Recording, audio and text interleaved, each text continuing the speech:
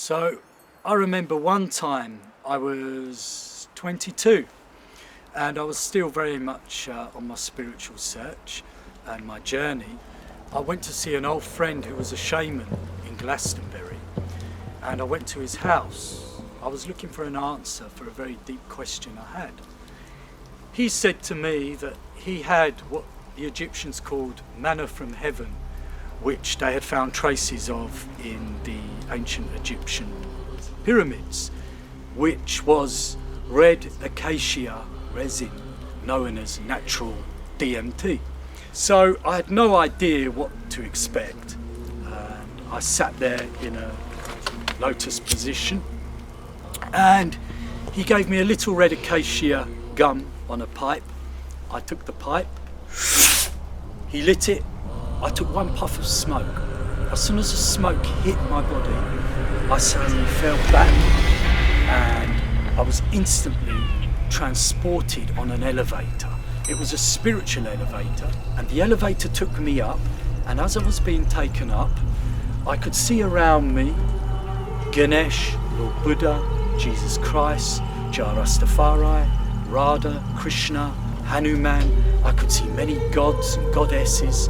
It was like I was being transported into the spiritual world, and I was going up and up and up and up, and then I was placed into a chair that became like a throne, and I sat in a chair, and then a golden discus appeared above me, and there was another language that I could hear being transported from this higher plane. I was getting all this knowledge and information coming through. And this lasted for 20 minutes. It was the most psychedelic experience of my life, and I saw these amazing things opening up in me. Welcome to the secret retreat. Welcome to the secret retreat.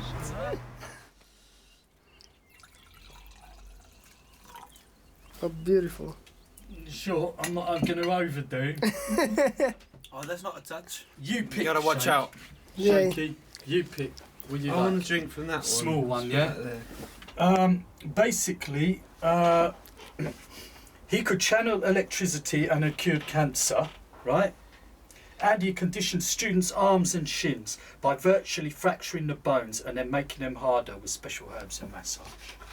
That's why those arms are like that. Skinny bone, but they're freaking like rock. Very controversial. If I smack him technique. once like that, I'll break his arm with that. Bang! Bang! Bah!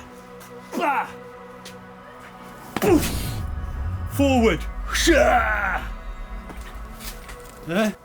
I never wanted to use my kung fu on people. It's the last thing I wanted to do, you know?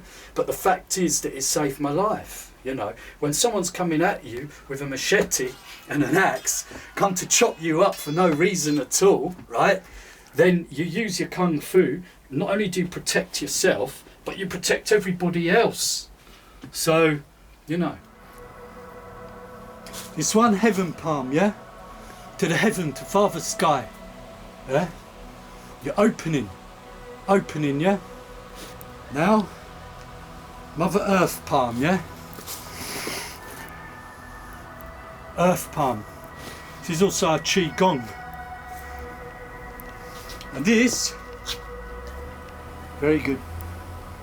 Spear meets his destiny. And the thing is, when you're small and skinny, yeah, and people think you can't fight, they want to take advantage of you, they want to bully you, yeah, then you can tell them no, you know. I'm a man, I'm a kung fu man. You can't do that.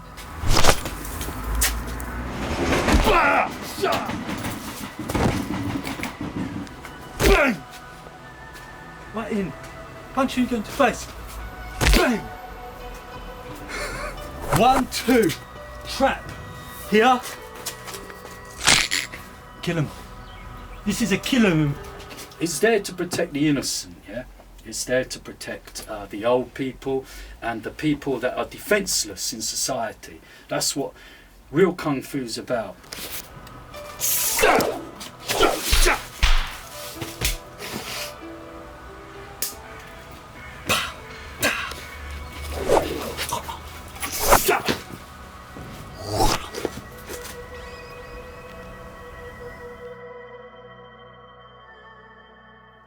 there was a gentleman who I worked with, and he liked LSD, and DJing a lot of the time I had access to these substances, and I'd got him a couple of trips one week, and he enjoyed those and he wanted some more. I couldn't find any, but a friend, there's some psilocybin mushrooms that had been kept in a bag, and they'd been down the side of the radiator for a good year or so. I took these in for Butterbean, and he says, "You've been ripped off, you know, it looks like dirt." I'm thinking he's probably right. It did look like that. I was like, okay, well, hang on then. Let's try them and find out if they're real. I was convinced they was real. And then made 2 cups of tea up, split this dust powder, brown it looked like dirt. Split this dust up into 2 cups of tea. So I've offered Butterbean a cup of tea. And then he says to me, he's like, I don't want that, I'm not taking that. He looks at me like I'm crazy. And I think, well, I'll drink both of them then. So I drink both of these spontaneously. I just think, yes, I'll do that. So I drink both of them. And that shocked him. They're the metal racks you see in opticians that you get the glasses on. So there was 2 of those, silver, filthy, we're scrubbing those. And that's when, in the cheeks, okay, this is starting to happen, start grinning. It's often in the cheeks, isn't it, I find. Things start moving. This rack that the glasses got, this metal fabrication, and it was wondrous just seeing it start to bend. And then I considered the potential danger of the situation I was in. It's like, right, this is gonna, you can't really overdose on these drugs. If you're in a safe environment, there isn't an overdose, but I think it's safe to say, you know, if you're in a factory, there's all these dangerous chemicals, it's not really a good place to be doing it. And then in front of me there's a chap, he's doing this form of painting, we call it wet spraying, and he's coughing, and I hear him coughing. And by this stage I start to hear voices in my head, I'm tripping quite hard. He says to me, listen, Brother Wes, that was his name, Brother Wes on the wet spray, I'm talking to this voice in my head, and it's telling me that Brother Wes, this stuff that he's coughing in is foreign to his body and it doesn't quite know how to reject it. The nature of his cough was different, was odd, you know. The voice in my head says to me, right, it's time for you to go from there. Go out and just lie to him, just tell him you're going to the shops and just don't come back. I remember going outside, it was orange sun, but there's this bottle of water, and it'd been there for ages, this scummy bottle of water. It looked like it'd been there for months. And the voice is related to that as well. It's like, let me out of here. It's like, let me out of this bottle. I've been stuck in it for ages. It's doing my head in. Oh, okay then. So I open it up, and all I can focus on is this water. And as I tip it out, then all the orange of the dusk sky and the orange posts of the factory return. Then I'm back on my mission. It's like, right, you've got to leave. It's starting to get dark. And as I'm walking back, by this point I'm tripping so hard, I cannot, the cycle is passing by. And I'd just been looking at the floor the whole duration. I didn't want to look ahead, just my senses kicked in such a way that I knew what was before me. I didn't have to look into the long distance, so I basically just looked at my shoes. Get home, my mother thinks I'm on the night shift. She's like, looks a bit concerned. Why are you back, Robert? And I said to her, my belly hurts, or I had a headache or something, which was kind of true. And went upstairs and I lied down. And when I lied down, I realised what I'd done. I'd walked out of the job. I was still confident with that. The messages I received in there, they still were with me. And then in my head it said to me, it's like, you know, you put your body through a lot, you've been taking a lot of drugs. I've been taking a lot of MDMA. I think I've been dabbling in little bits of coke and that, and going to lots of parties, you know, eating shit food and working in this factory, unhealthy lifestyle. And it kind of said to me, you know, it's time to make a change. You don't have to worry about the job. You don't have to worry about your father. Everything's going to be okay. You made the right decision. But then it felt like it was just my heart there. My body had just gone numb, and it almost felt like I died or something. But then I came out of that, and the circulation sort of returned in my hands. I just went out to the toilet and it literally had faded. I didn't feel like I was high on the mushrooms anymore. And I woke up in the morning thinking, shit, I've just walked out of my job, what am I going to do? So I phoned up the builder first because I owed him £200 a week for the studio. And he said, oh, that's okay, you can come and work with me. And he gave me a job, so it was fluid. There was no need to worry about that, being stuck in that job. But I wouldn't have thought that if I hadn't have taken those mushrooms. That was really strange.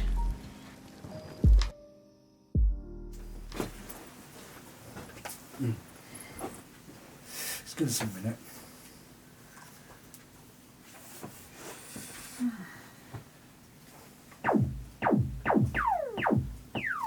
Sounds like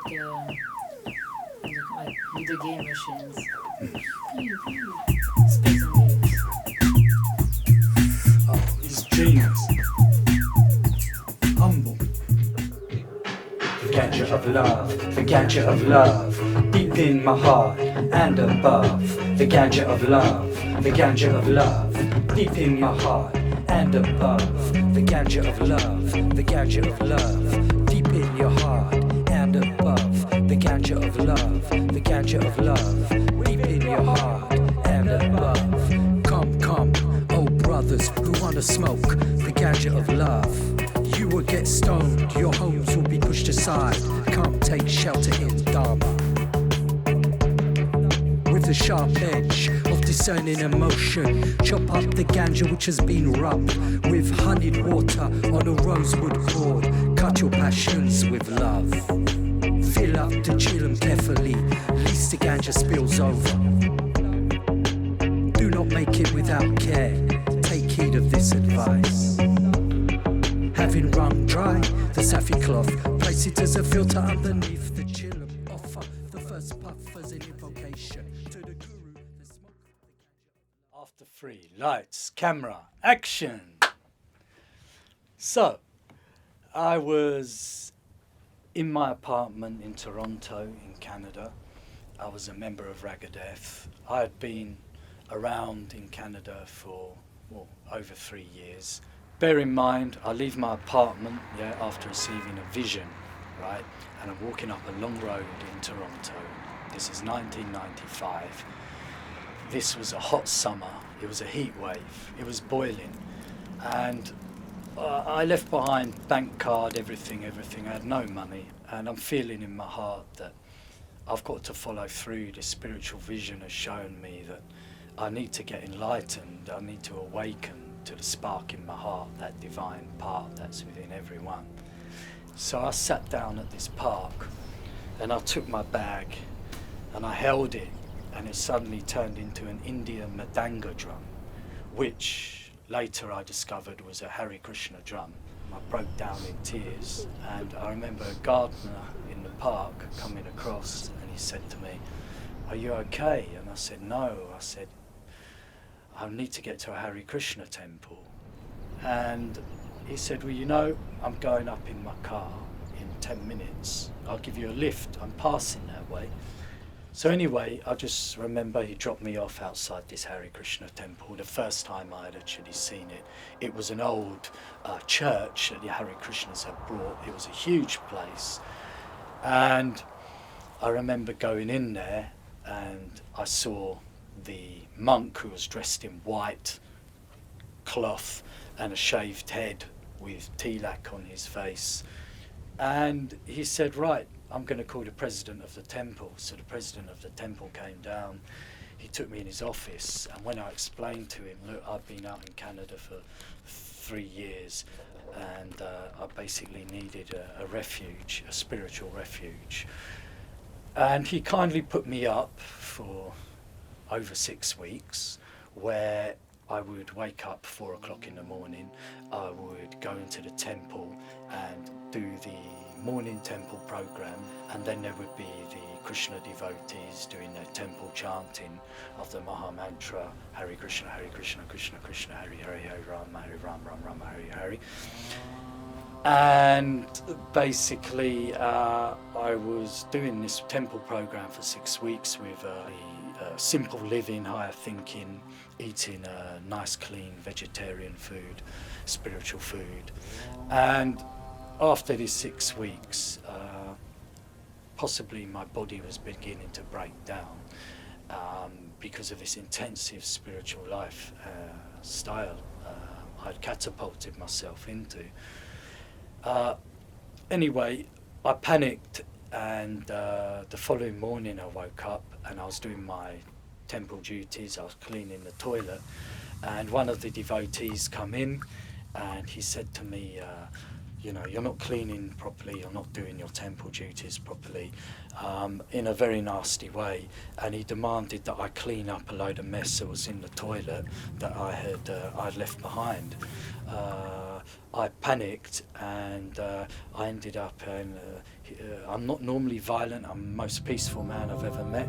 I've ended up picking up the broom and smacking around the head with the broom. And next thing I know, he's fallen down, and he starts screaming. I run out of the toilet to go into my room in the basement, which was in the same vicinity, grab my bag. I can hear the monk upstairs saying, one devotee's been hit and attacked, close the doors, the gates, call the police. So next thing I know, I'm climbing out the basement window into the back garden area, and all the doors are being locked, and I'm climbing up a fence, a big fence, with my bag on me, and I climb, and as I'm jumping over the fence, I can see 4 Hare Krishnas. They were like 10 times my size, trying to rugby tackle me as I jumped over the fence. They were waiting for me, and basically next thing I know, I'm running, and I keep running, and I didn't stop running for 3 days and nights. About half an hour into it, I'm turning round and I can still see one of the Hare Krishnas chasing me, but at this point I can hear police sirens. But I was getting very thirsty because I had no money on me, so I run into a shop, opened the fridge. I've never shoplifted before. I've just grabbed a bottle of iced tea, ripped it open, drunk half of it and run up the road, right? And I was just going from shop to shop periodically, stealing drink and food and chocolate bars and crisps, and running up the road just eating, you know. And I remember going to a hot dog stall and running up to a hot dog, and I look at the guy and I say, yeah, and as soon as he had done it, I was just remember just grabbing this thing off him, you know, and I'm running up the road and he's screaming up the road going, I'll kill you. And on the 3rd day I was a mess. I mean, I was a physical mess. I was a mental mess. All the time I can hear police sirens on and off, because as far as I was concerned, the police were chasing me from the time I left the temple. And then I decided I'd go back to the temple and knock on the doors. And they opened and they said, oh my God, they said, what are you doing here? You're not welcome. And I said, listen, I said, I need to talk to the president. I said, you can phone the police. I said, they've been chasing me 3 days and 3 nights. They've had helicopters, they've had squad cars. I said, but they're not arresting me. I said, I've had enough. I said, you call the police now? I said, come and tell them to arrest me. He called the president. The president gets me in the office. He says to me, look, he said, what do you want me to do? I said to him, what I want you to do is get me to the airport. I've got my ticket here, right? So he said to me, okay, I'll drive you back to the airport. So I've jumped in the car, he's driven me back to the airport. I'm thinking to myself, I reckon the police are following me, isn't it? Right? I said, no, I said, I saw a policeman at customs with a gun. I was like, it triggered something. And I started walking and walking and walking.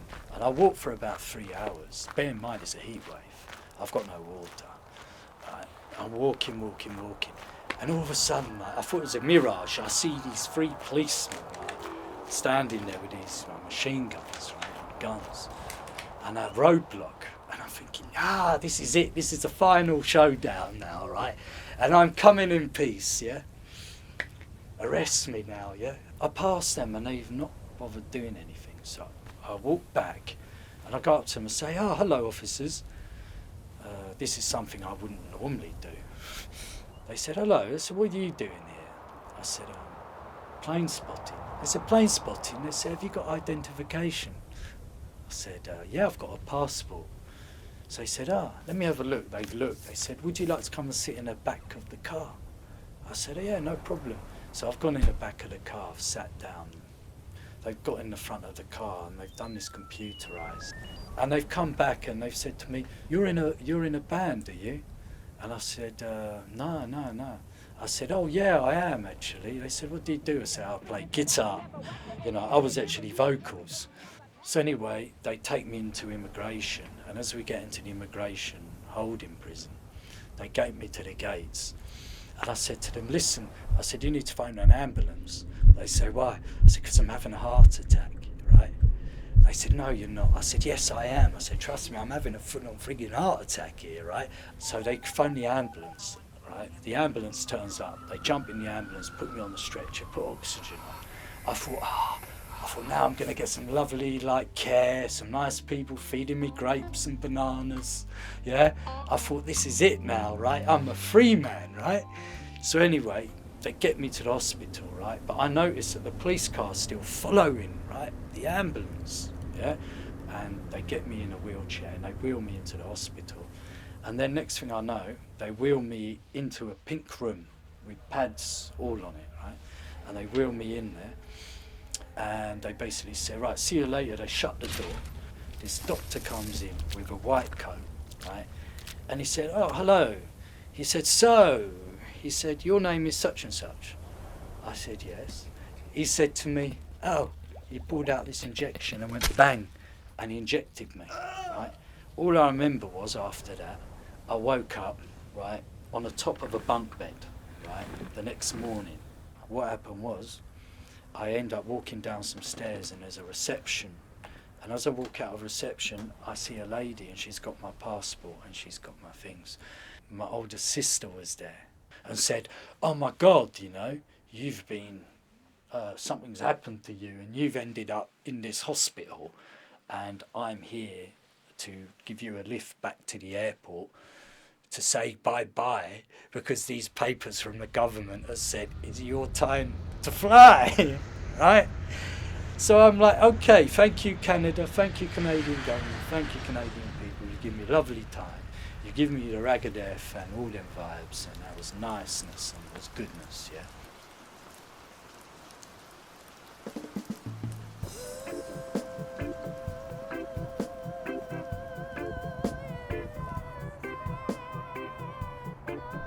Well, I like to say it's been a wonderful journey, and for me it's been a process of transformation, like an alchemist turning lead into gold or darkness into light. Find that inherent spirit of pure unconditional love within inside your own heart, share it with your immediate family and friends, and spread it to the rest of the world through your art, your music, your poetry, or just simply being yourself. And that's what I would share. Metro mover, Ragadef, one love on a massive attack. It ain't where you're from, it's how you act. As the Raven King takes flight to unite with the light, destined for the highest height. He shines so bright, brighter than